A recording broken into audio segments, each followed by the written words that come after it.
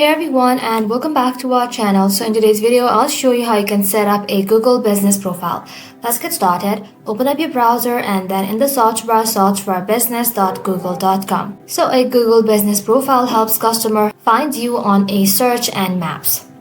So once you're inside this kind of interface, log into your account. If you don't have one, you can go ahead and create it.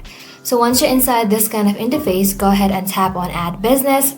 Then you can go ahead and tap on add a single business. Now inside here, you want to go ahead and simply enter your official business name exactly how it appears in real life, no extra keywords or slogan, and then select the category that describes your business. This affects how you can appear in search results, so choose carefully. If you serve customer at a physical store, you can go ahead and simply enter your address and place the map pin accurately. If you operate remotely, select I deliver goods and services to my customers and define your services area. Once you have done that, follow the on-screen form that includes your contact details and verification process. Google might require verification usually via postcard, phone number, or email.